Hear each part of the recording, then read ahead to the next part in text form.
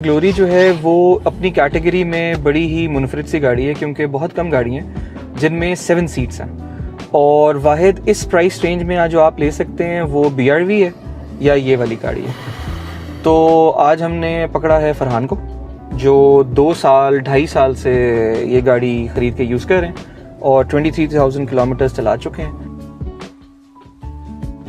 और आज हम इनसे पूछेंगे कि इनका एक्सपीरियंस कैसा रहा है। अस्सलाम वालेकुम फरहान। वालेकुम सलाम। जनाब आप बताना शुरू करें, हम गाड़ी की टेस्टिंग शुरू करेंगे।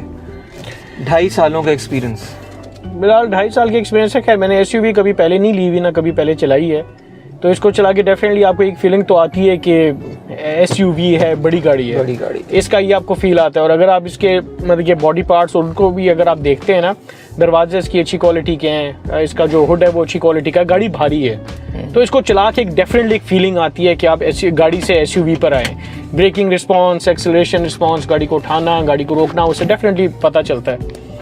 लेकिन ये है कि फिर उसके साथ कुछ उसके कॉन्सिक्वेंसेज हैं कि माइलेज बहुत अच्छी नहीं मिलती। It's not a mileage car, it's अगर आपकी फैमिली बड़ी है तो definitely go for an SUV।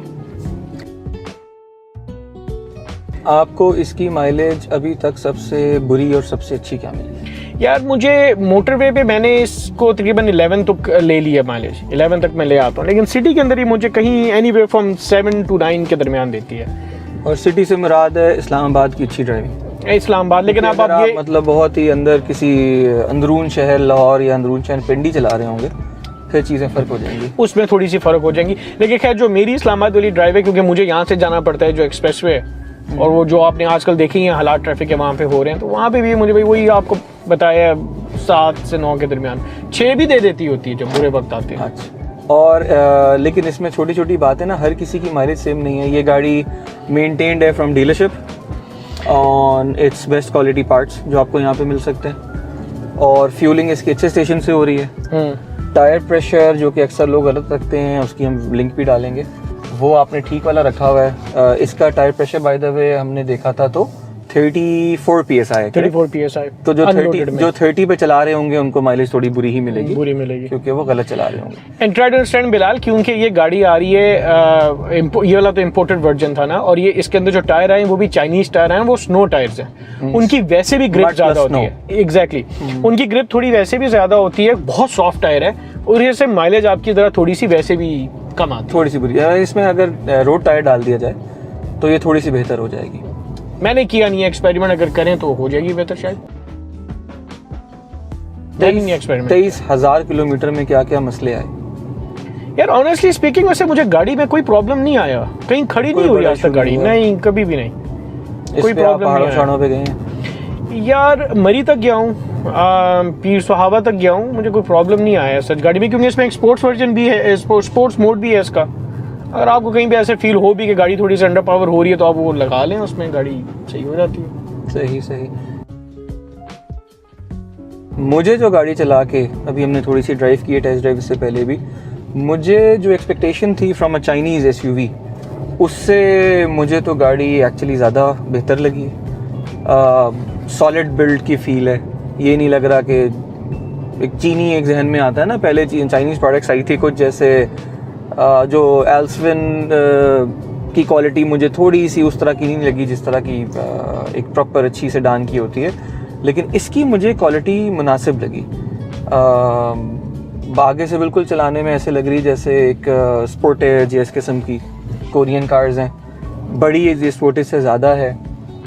SUVs की ब्रेकिंग वैसी नहीं होती जैसी सेडान्स की होती है, तो ज़रा भारी लग रही है। जब एकदम से ब्रेक करो तो लगता है बेचारी रुकने में थोड़ी मेहनत कर रही है। पावर टू वेट मुनासिब है। बाय द वे ये वाला वेरिएंट जो हम ड्राइव कर रहे हैं ये 1.8 CVT है, ये 1.5 टर्बो वाली नहीं है। ये पहले जो 100 यूनिट्स आए थे चाइनीज़, ये वो वाली गाड़ी है। और क्योंकि टर्बो जो है उसमें ज़रा कम्प्लेक्सिटी बढ़ जाती है, उसके अपने मसाइल होते हैं, ये ज़रा कम मसलों वाली गाड़ी है। और बाय द वे मैंने सुना था, आई एम नॉट श्योर, कि कुछ गाड़ियों के ग्लोरी वालों ने इंजन भी रिप्लेस किए थे इन वारंटी, उनमें कुछ इश्यूज आए थे, लेकिन मोस्ट प्रॉब्ली आपकी वाली जो थी वो ठीक, इसमें नहीं आया, इसमें कोई प्रॉब्लम नहीं आया। राइड क्वालिटी इसकी मुझे बहुत पसंद आई। ये नहीं होता कि एकदम से खड्डा है तो आपको परेशानी हो जाती है कि भाई अभी क्या होगा। काफ़ी मुनासिब राइड क्वालिटी है, पावर टू वेट जो एक्सेलरेशन है वो भी बड़ी मुनासिब है। इसका कंपैरिजन किस गाड़ी से बनेगा? जो BRV है, क्योंकि वो 7 सीटर है इसकी कैटेगरी में, वो बहुत कमतर गाड़ी है इससे। वो बेचारी बस इस तरह है कि किसी को ज़बरदस्ती पिछली सीट्सों में बिठाना हो ना, ज़बरदस्ती ठुसाना हो तो ठुसा के आप कहीं ले जाएं। फ़ायदा उसका ये है कि वो होंडा की है तो ज़रा मेंटेनेंस से हर जगह से करा सकते हैं आप, सिर्फ डीलरशिप जाने की ज़रूरत नहीं है। उसके अलावा आसान गाड़ी है, छोटी गाड़ी है, फ्यूल इकोनॉमी में से बेहतर होगी। इस वाली का यही है कि ये बड़ी है, प्रॉपर SUV है, तो इसकी फ्यूल इकोनॉमी थोड़ी सी उससे बुरी है। 11 अगर मोटर मिल जाए 7 सीटर में तो it's not a bad bet. 11 is a decent number गाड़ी का साइज़ देखें तो। लेकिन अब जो 5 सीटर में है, इसके मुकाबले में वैसे तो छोटी है, इससे थोड़ी स्पोर्टेज, हवाल तो इससे मेरे ख्याल में बराबर ही होगी। लेकिन बिलाल, आपको एक चीज़ देखनी चाहिए कि अगर आप इसको एज ए 7 सीटर यूज़ करेंगे ना, तो दैट मीन्स कि फिर लगेज की स्पेस नहीं रही, लगेज आपको पे छत पे लेके जाना पड़ेगा। हाँ, लगेज बहुत कम आ जाती है, लगेज स्पेस कम हो जाती है, and that will add more air resistance. तो अगर आप 7 सीट आपने हाइपोथेटिकली 7 बंदे गाड़ी में बैठाए हुए हैं और लगेज आपने छत पे डाला हुआ है, तो मेरा ख्याल है माइलेज मजीद और बुरी हो जाए। अगर आप फुल कैपेसिटी पे 7 सीट्स वाले बंदे बिठा के जा रहे हैं तो वैसे भी गाड़ी बहुत डिफरेंट बिहेव करती है। हाँ। आप ये जो फॉर्च्यूनर्स वगैरह हैं, इनमें जो 2.7 वाले इंजन भी आए थे 2700 सीसी, उस इंजन के साथ आप जब फुल लोड कर दें गाड़ी तो बड़ा स्ट्रगल करती है, उस बेचारी के साथ अच्छा नहीं होता। यहाँ से लेफ्ट ले लें, बेहतर है लेफ्ट ले लें। और दूसरा देखिए बिलाल कि जब आप हाई स्पीड पे जा रहे होते हैं ना 120 125, इस पे एयर रेजिस्टेंस बहुत मैटर करती है आपकी गाड़ी की। तो अब अगर आप मोटरवे पे 125 पे जा रहे हैं और आपने छत पे एक वो लगाया हुआ है अपना लगेज का जो भी वो एक बॉक्स लगता है एक छोटा सा, रिगार्डलेस कि वो जितना भी उसको एरोडायनामिक कर लें, वो एक रेजिस्टेंस तो पैदा करता है गाड़ी के अंदर। अच्छा जी, जो चीज़ मुझे लगता है कि किसी और गाड़ी की इस गाड़ी में लगा दी गई है वो ये साउंड है। अगर मेरा माइक्रोफोन कैप्चर कर रहा है तो लगता है 74 खुला से निकाल के ना, 76 और 76 खुला से निकाल के एक। लेकिन आप इसका जरा हॉर्न करें ना, हॉर्न जरा, वो नई गाड़ी वाला ही था। ये मेरी वालदा को बहुत नापसंद है हॉर्न। वो कहती हैं कि ये नई गाड़ियों वाला ही अब ज्यादातर में ये नहीं यार, एलांट्रा का बहुत एलिगेंट चॉइसेस दी जाती हैं कि आपको टी वाला हॉर्न चाहिए, पाँव वाला चाहिए, तो ये पाँव वाला है न्यू जनरेशन। लेकिन इसकी मैंने एक बात देखी कि एटलीस्ट इससे ना लोग थोड़ा डर के रास्ता दे देते, समझते वो वैगन वाला आ गया पीछे। एलांट्रा पे आप हॉर्न देना, अगले हटते नहीं, अगले को पता है भाई कोई महंगी गाड़ी लेके आए, इसको रास्ता देने की जरूरत नहीं है। एलांट्रा में वो मेरे ख्याल में टी वाले हैं, वो काफी डिसेंट हैं, उनमें कई लोग चेंज कराते हैं। अक्सर लोग चेंज कराते हैं कि यार ये बंदा तो हट ही नहीं रहा। कॉमन प्रॉब्लम्स कोई आपने सुने इस गाड़ी के जो लोगों को आ रहे हैं? यार मुझे जो एक प्रॉब्लम इस गाड़ी में आया था, नॉट नेसेसरीली कि गाड़ी का प्रॉब्लम था, वो ये था कि टायर पंचर था, तो हवा की वजह से वहाँ कम हो रही थी। तो मेरे पास उन दिनों में ड्राइवर था, मैंने ड्राइवर को भेज दिया कि यार इसका पंचर लगवा के ले आओ। अब वो पंचर वाले वो आपने देखा क्रोबार लगा के जरा उसको टायर को निकालते भी हैं उसमें से, तो उसने इसका सेंसर ही तोड़ दिया। अब ये चीज या तो प्रीएम्प्टिवली आप उस बंदे को बता दो कि यार इसमें सेंसर लगे, जरा थोड़े एहतियात से, क्योंकि इसमें टायर प्रेशर मॉनिटरिंग सिस्टम लगा हुआ है। अच्छा, अब वो जब टूट गया तो यार वो मंगाने में मुझे बिलाल तकरीबन कोई 8 महीने लगे थे। 8 महीने? हाँ, क्योंकि उन जमाने में एलसियां भी बंद थी और बड़े मसले मसाइल चल रहे थे। कोरोना भी थोड़ा सा एग्रेसिव हुआ था, इधर हो जाए एग्रेसिव हुआ था कोरोना भी, तो मुझे फिर बहुत टाइम लगा। जब भी आप कोई भी बहुत ही मेन स्ट्रीम लाइन गाड़ी से हट रहे हैं, अगर कोई भी और गाड़ी ले रहे हैं, इवन स्पोर्टेज और टसान और पिजो हवाल, कोई भी खास किस्म का स्पेयर जिस दिन जरूरत पड़ गया उस दिन आप फंसेंगे, ये तो कॉमन बात है। इसका दूसरा एंड ये कि आप बिल्कुल एक कॉमन गाड़ी, वो कोरोला सिटी, ये गाड़ियां ले लें सुजुकी, जब भी आप कोई और गाड़ी लेंगे ये मसला सबके साथ होगा। वैसे DSFK की जो सपोर्ट टीम है इस्लामाबाद की, वो जनरली कैसी है? यार मैं बहुत खुश नहीं हूँ उनकी टीम से। इनकी जो आफ्टर कस्टमर सर्विस है ना, एक दफ़ा गाड़ी लेने के हद तक तो ये बहुत बेहतर होते हैं, ये गाड़ी ले लो गाड़ी ले लो। एक दफ़ा आपने गाड़ी ले ली तो मतलब मैं नहीं हूँ इतना। लेकिन वो जनरली कम ही डीलरशिप्स हैं पाकिस्तान की जिससे कस्टमर को ज़्यादा खुश हो। यार नहीं, मैं वैसे मतलब वारंटी क्लेम्स आपने किसी से भी लेने हो तो लड़ना पड़ता है, वारंटी क्लेम तक तो लड़ना पड़ता है, बिल्कुल लड़ना पड़ता है थोड़ा। लेकिन यार अभी मैंने एलांट्रा ली थी, उसके अंदर भी 1-2 इश्यूज आए थे। मैं गया हूँ शोरूम पे, मैंने जाके उनको बताया कि ये इश्यूज हैं यार, उन्होंने मुझे अकोमोडेट किया, मुझसे दूसरी दफ़ा बहस नहीं की। उस पर एक बहुत बड़ा वाइट स्पॉट लगा हुआ था एक जगह पे, तो उस पर हाथ मारता था मैं, तो अजीब सी उसकी फीलिंग थी, मुझे समझ नहीं आ रहा था क्या। मैंने उनको जाके बोला कि ये गाड़ी मैं आपसे लेके गया हूँ, अभी 100 किलोमीटर भी नहीं चली है और ये आपका फॉल्ट है। यार उन्होंने मुझसे दूसरी बहस नहीं की, उन्होंने गाड़ी को तो उसी वक्त लेके गए और ठीक किया। ट्रंक पे लात फेरने वाला मसला भी था, वो उसने मुझे बिठा के समझाया सारा कि वो ट्रंक कैसे आपने खोलनी है। तो यार ऑनेस्टली बताओ, और अभी मैं आपको बताता हूँ, जब आप मेरे घर आ रहे थे तो आपके आने से पहले मैं एलांट्रा का वो फिगर आउट कर रहा था, जिसका जीपीएस सिस्टम जो गाड़ी का है वो ट्रैक करता है गाड़ी को। यार उस बंदे ने मुझे बड़े आराम से पूरा स्टेप बाय स्टेप प्रोसेस समझाया, और जब फिर भी मैं नहीं कर सका हूँ क्योंकि मेरे को एरर आ रहा था फोन पे, तो उसने अपने एंड पे करके मुझे सारा डेटा सेंड कर दिया कि अब आप चला के देखें, अब आपका सपोर्ट बेहतर है। मेरा ख्याल है एलांट्रा की सपोर्ट बहुत बेहतर है, ये एलांट्रा इसमें बहुत एग्रेसिवली काम कर रहा है। डीएसएफ के में ऐसा नहीं है, डीएफएस के में ऐसा नहीं। लेकिन मैंने एक और चीज़ सुनी थी, इन लोगों ने इस्लामाबाद में एक और डीलरशिप बनाई है जिसमें चाइनीज जो है इनके वर्कर्स आए हैं यार, मैंने वो बेहतर एक्सपीरियंस लाने के लिए और सब कुछ, क्योंकि डीएसएफ की जो बाकी है मुझे भी बताएं। मुझे पता एग्जैक्टली करना पड़ेगा, बाकी एक और ओनर से मुझे पता चला था, क्योंकि इनकी जो बाकी प्रोडक्ट लाइन है ना, जो इनके वो डब्बे वगैरह थे, उसमें ये उस ग्रेड की सर्विसेज उस चाह भी नहीं रहे थे शायद कि चलो बस कर लेंगे। इस गाड़ी के साथ एक आप एसयूवी सेगमेंट में आ रहे हैं, तो उसका ओनर तो चाहेगा कि मुझे ज़रा प्रीमियम किस्म की सर्विसेज मिले। देखिए बिलाल, मैंने आपको एक बात मैं आपको बता देता हूँ कि गाड़ियाँ तो हम लोग ले लेते हैं, हाँ हमें कोई मसला नहीं है गाड़ी लेने में, अगर फ्यूल माइलेज भी थोड़ी सी खराब हो रही है, जो आफ्टर सर्विस होती है ना गाड़ी खरीदने के बाद, ये बहुत मेक और ब्रेक आपकी होती है। जितनी भी इस क्लास की गाड़ियां हैं जो जरा वैसे भी जरा हट के हैं मार्केट से, इनमें थोड़ा सा खरीदते हुए रिस्क है, इनमें तो ये केस बनता है कि अच्छी से अच्छी सर्विस दी जाए, वरना कस्टमर भाग जाएगा। एग्जैक्टली। अब ये जो नई पिजो आई है, बहुत ऑड सी चॉइस है, उसको कौन लेगा अगर आपको हो कि सर्विस टीम ही अच्छी नहीं है। लेकिन एक बात है, मेरी एक्सपेक्टेशन से इस गाड़ी की ड्राइव जो जहन में आता है ना, चाइनीज प्रोडक्ट है कैसी होगी, बहुत ज़्यादा अच्छी है, आरामदेह है, पावर टू वेव। मैं इसको ड्राइव कर रहा हूँ, मुझे ऐसा नहीं लग रहा कि एक बड़े से जो है ना जिस्म में एक छोटा सा इंजन जो है वो बेचारा चीखे मार रहा हो। बड़ा रीजनेबल पावर टू वेट है, 1800 CC. This car definitely grows on you. हाँ, 18 सीसी के लिहाज से बड़ी मुनासिब है, और इस बजट में इस वक्त एक 2 साल पुरानी प्रिस्टीन गाड़ी 5 मिलियन के बजट में चल रही है। 5 मिलियन में आप इस वक्त एक सिर्फ पाकिस्तान में नई सुजुकी स्विफ्ट ले सकते हैं, या एक पुरानी सिविक ले सकते हैं कुछ साल, या नई सिटी भी नहीं ले सकते। तो उतने बजट में ऐसी गाड़ी अगर आप थोड़ा सा ये रिस्क लें कि वो एक मेन स्ट्रीम गाड़ी नहीं है, तो मजे की ऑप्शन है। ग्राउंड क्लियरेंस अच्छी है, ग्राउंड क्लियरेंस इसकी बहुत अच्छी, खड्डों का जो मसला है वो खत्म हो जाता है। उसके अलावा शशके कौन से वाले हैं? क्लाइमेट कंट्रोल एसी इसमें नहीं है। नहीं, क्लाइमेट कंट्रोल नहीं है। मैनुअल कंट्रोल है। मीटर जो है वो ज़रा बेचारा सादा सा है, मीटर के डिस्प्लेस भी ज़रा सादे से हैं। ऐसी क्या चीज़ है जो आम गाड़ी में नहीं मिलती? सनरूफ जो है पैनोरामिक नहीं है, छोटी सनरूफ है। इसमें जो प्रो आई है उसकी पैनोरामिक सनरूफ है, करेक्ट? बहुत बड़ी। प्रो का यार मुझे नहीं पता। प्रो की पैनोरामिक है, वो बहुत बड़ी सनरूफ है।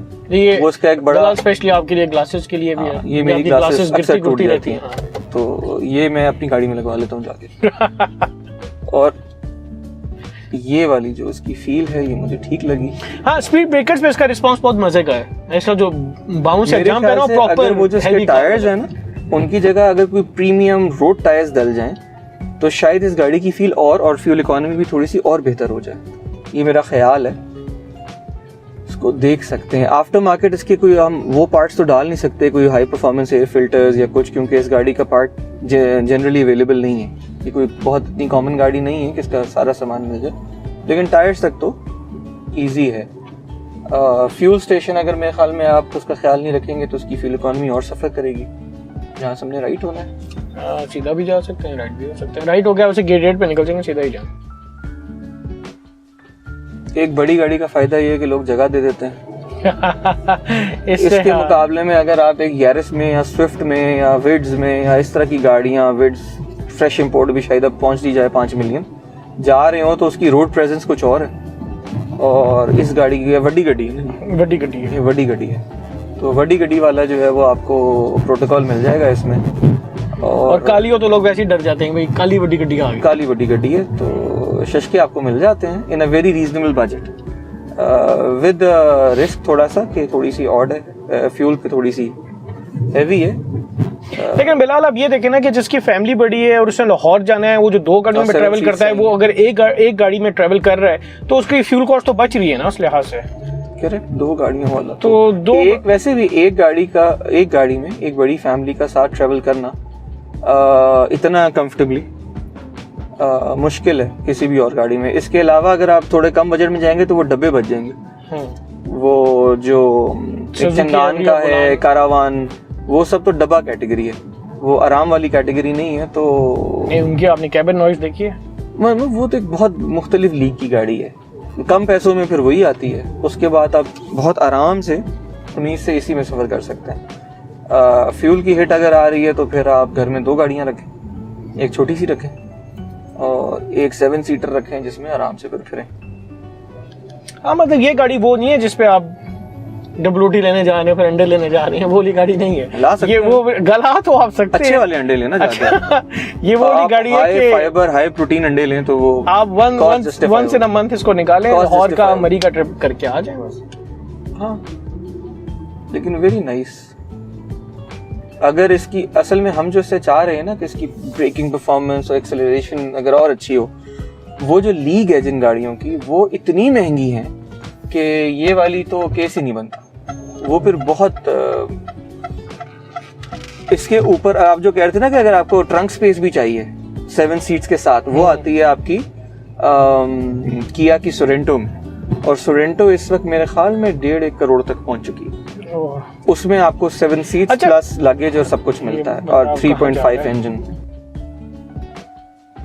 इसका भी जो अब वाला वेरिएंट है, अगर वो जो प्रो है, मैंने कहा 73 प्लस है। प्रो में यही है कि वो टर्बो चार्ज, ये शशके वशके उसमें बहुत ज़्यादा बेहतर और आ गए, लेकिन इस वाली में वन जो हम अभी चला रहे हैं इसमें वो शशके नहीं है। वैसे मैं पर्सनली टर्बो चार्ज पाकिस्तान में स्पेशली नहीं उनका इतना है, क्योंकि टर्बो चार्ज का पाकिस्तान में इशू होता है क्योंकि हमारे मिट्टी का बहुत मसला है। हाँ, लेकिन इवन देन अब जो जितनी गाड़ियाँ आ रही हैं ना, मेरे ख्याल में इस कैटेगरी की गाड़ियाँ जो ले रहे हैं मेंटेनेंस अच्छी करवा लेते हैं डीलरशिप से, अच्छे पार्ट्स डलवा लेते हैं, तो वो जैसे पिजो इज टर्बो चार्ज, अब ये भी टर्बो वाली आ गई है। नई सिविक टर्बो में भी प्रॉब्लम्स अब कम हो चुके हैं, उसको जो है वो उन्होंने थोड़ा सा आम ट्रेवल के लिए बेहतर बना लिया है।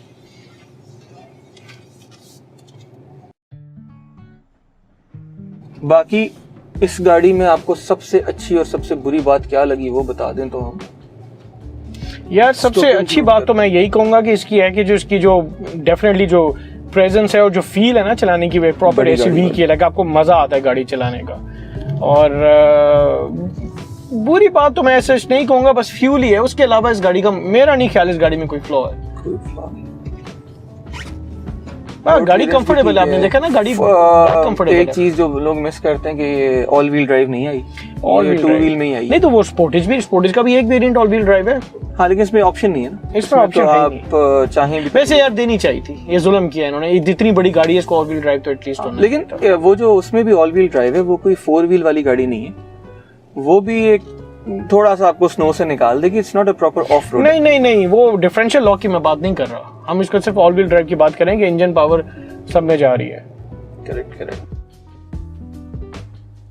लेकिन इवन देन आपकी ख्वाहिशात जितनी थी इतने बजट में, ये आपने खरीदी कितनी थी 2.5 साल पहले? यार ये वालिद साहब ने बुक कराई थी 38 पे, फिर इंपोर्ट पे वो कोरोना की वजह से मसला शुरू हो गया, डैमेज पड़ता रहा, और फिर ये हमें 42 के इवेंचुअली हमने निकाल ली। 4.2 मिलियन फॉर अ कार जो इतनी बड़ी हो। इस वक्त 4.2 मिलियन में आपको कल्टस नहीं मिल रही मेरे ख्याल से। आपको सुजुकी नहीं मिल रही, तो इस वक्त जो सुजुकी की इनवॉइस जो है बहुत चेंज हो गई। सुजुकी की इनवॉइस इस ऊपर चली गई, और ये मैं उसकी बात कर रहा हूँ, GLX की नहीं कर रहा, GLCVT की बात कर रहा हूँ। नहीं, फिर भी मतलब आप स्लाइटली यूज ये गाड़ी ले लें वेल मेंटेन्ड तो 5-1 मिलियन में it's not a bad deal, it's a very nice deal. और बीइंग रियलिस्टिक, जो गाड़ियां हम फ्यूल एवरेजेस की वजह से पाकिस्तान में खरीद रहे हैं, उनकी जब रियलिस्टिक एवरेज निकलती है रश में चलाने के बाद, वो भी कोई बहुत कम गाड़ी हैं जो बहुत अच्छी एवरेज दे रही हैं, बाकी मोस्टली स्ट्रगल ही कर रही हैं। इसको बिलाल आप एज अ टूरिंग व्हीकल लें, इसको एज अ वो ना लें कि रश में और ये सदर जा रहे हैं कि जी क्या वो आइसक्रीम खाने जा रहे हैं। ये गाड़ी ज़रा सैर सपाटे के लिए आप नॉर्दर्न एरिया जा सकते हैं, मतलब इसकी क्लियरेंस भी अच्छी है, आप ज़रा थोड़ा सफ़र पे इसको लेके निकले, फिर इस गाड़ी का मज़ा भी है।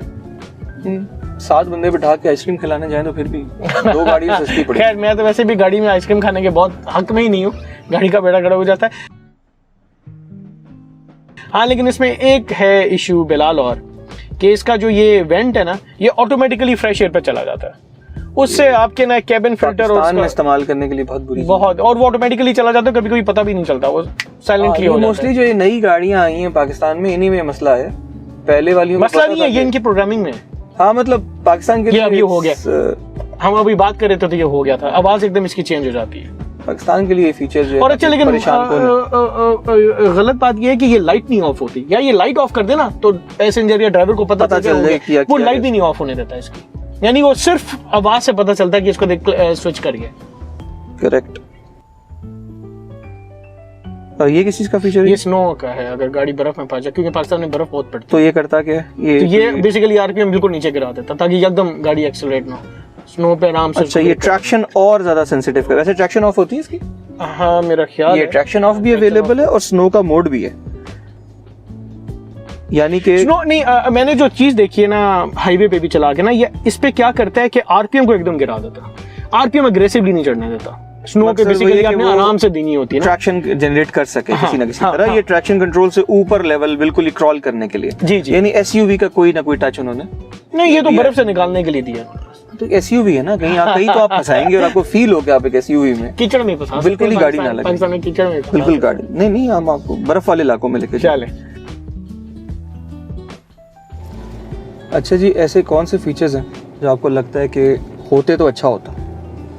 एक इसमें ऑटो लाइट्स वाला नहीं है सिस्टम, ऑटो हेडलाइट्स नहीं है। हाँ, कि अगर डिटेक्ट करे कि सनलाइट कम हो गई है तो लाइट्स ऑन कर दे। ऑटो वाइपर्स में ख्याल से ऑटो वाइपर्स भी नहीं है इसमें। क्रूज कंट्रोल है, क्रूज कंट्रोल है। और क्रूज कंट्रोल का एक्सपीरियंस कैसा है? अच्छा बिलाल, क्रूज कंट्रोल का इसका मैंने एक एक्सपीरियंस देखा है कि अगर क्रूज कंट्रोल की स्पीड तेज होगी ना, हाइपोथेटिकली आपने 120 पे लगाया है और अब वो 130, 31, 32 पे जा रही गाड़ी, तो ये उसको ब्रेक डाउन नहीं करता, गेट डाउन करके ना क्रूज को वापस नहीं लेके आता। अडैप्टिव क्रूज नहीं है, लेकिन वो जो मेरे पास ग्रांडे थी ना 2016, वो ये करती थी कि ड्रॉप करती थी गेयर्स को, एकदम गेयर ड्रॉप करके ना तो स्पीड को कंट्रोल करती थी। मतलब इसका क्रूज उस ग्रेड का नहीं है जिसका बड़ा आपको पसंद है। हाँ, अब नेक्स्ट जनरेशन जो अच्छी नई किस्म की आई हैं एमजीज और वो सब, उनका क्रूज शायद मैंने नहीं देखा। अच्छा, इसमें लेन असिस्ट नहीं है, लेकिन वैसे मैं लेन असिस्ट के हक में हूँ भी नहीं पाकिस्तान में, क्योंकि पाकिस्तान में तो आपने अपनी लेन खुद बचानी होती है, गाड़ियाँ आपकी लेन असिस्ट में नहीं चलती। लेकिन ये पार्किंग वाला फीचर जो एक्स्ट्रा बेल्स एंड व्हिसल्स हैं वो थोड़ी सी इस वाले वेरिएंट में कम है। ये वैसे बिल्कुल स्टॉक और बिल्कुल बेसिक है, जो 1.8 सीवीटी है। हाँ, लेकिन जो प्रो आई है, उस प्रो में उन्होंने लोकल मार्केट के हिसाब से शशके काफी सारे डाले ताकि उसकी सेल ज्यादा जनरेट हो। लेकिन एक और बात है, जब आप एक चाइनीज प्रोडक्ट ले रहे हैं, फिर भी मतलब ये बहुत हाई एंड नहीं है, कोई जर्मन गाड़ी नहीं है, जितने इलेक्ट्रॉनिक्स आप बढ़ाएंगे उतने खराबी के चांसेस भी बढ़ाएंगे। एग्जैक्टली। तो फिर वो उतने ब्रेकडाउन्स होंगे, उतने मसले होंगे, तो जितना कम हो और बेसिक गाड़ी अच्छी हो एक तरह से, वो वाला फायदा जरूर है। वो वाला फायदा है। लेकिन ये कोई गैजेट खराब हुआ है इसके कभी इन 2.5 साल? नहीं, अभी तक कोई गैजेट खराब नहीं हुआ। सब कुछ जो चल रहा है ठीक चल रहा है। ठीक चल रहा है। हाँ, तो मतलब जितनी चीज़ें अगर ज़्यादा हो तो फिर उनके ठीक होने के थोड़ी सी टेंशन रहती है, कोई मसला नहीं। वैसे आई वुड हैव प्रेफर्ड कि इसमें क्लाइमेट कंट्रोल होता।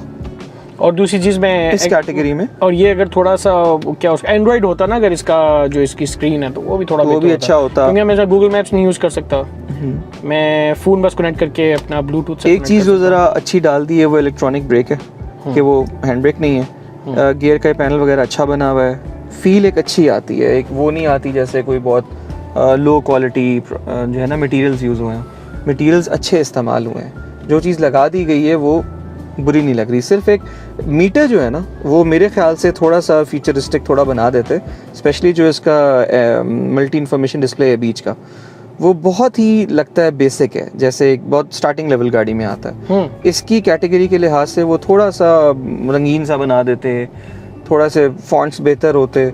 ये जिस तरह शुरू के कंप्यूटर्स में नहीं लिनक्स इस्तेमाल करते थे तो फॉन्ट्स आते थे, थोड़ा सा मुझे वैसे लग रहा है, बिल्कुल ही बेसिक कमांड लग रहा है, भी कमांड मांग लेगी, कमांड लिखें फिर मैं टेम्परेचर चेंज करूँगी, तो वो थोड़ा सा बेहतर हो सकता है अगर मीटर अपग्रेड हो जाता है। लेकिन वैसे overall good experience. Bells and whistles कम है, कम है एज पर कैटेगरी, लेकिन जिस प्राइस में मिल रही है वो भी स्टील है। हाँ, वो steel deal है। 5 मिलियन में आपको एक as good as new condition में अगर एक गाड़ी मिल रही हो इतनी बड़ी, तो नाइस बेट। बाकी कोई और मसाइल अगर नहीं आए तो मेरे ख्याल में यहाँ पे कंक्लूड ही करते हैं और अपनी विश लिस्ट जो है वो DSFK को मेल कर देंगे। ठीक है, नेक्स्ट टाइम हमें गाड़ी बना के भेजें पाकिस्तान में तो प्लीज़ ये डाल दीजिएगा। ठीक है जी, सही है, thank you so much. Thank you. Sir आपने हमारा कैमरा देखा यार एक्चुअली नॉट बैड, ये मुझे सेल करते थे। मुझे लिंक ही भेज दें। अच्छा